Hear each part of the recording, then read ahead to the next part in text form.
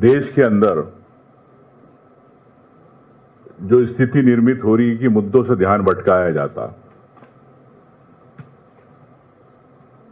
RSS की जो सोच है, आप कभी उन्होंने छोटे वर्ग को कभी उन्होंने सम्मान नहीं दिया।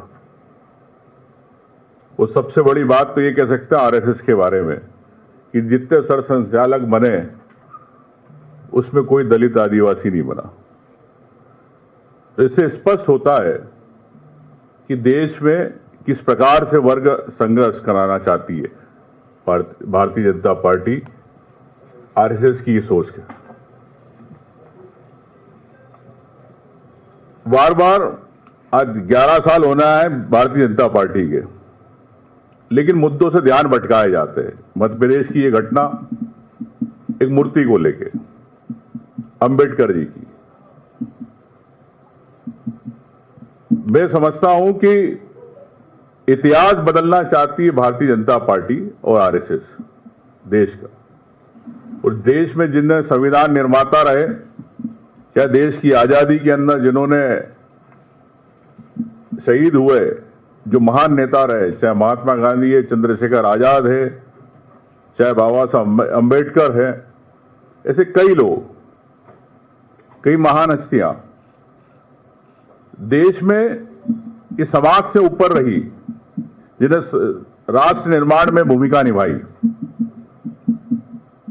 और राष्ट्र निर्माण में जो भूमिका निभाता है उसे किसी समाज से नहीं जोड़ा जा सकता। सरवारा देश हमारा है, हर व्यक्ति का है। और राष्ट्रभक्त की बात करती है आरएसएस, देशभक्ति की बात करती है।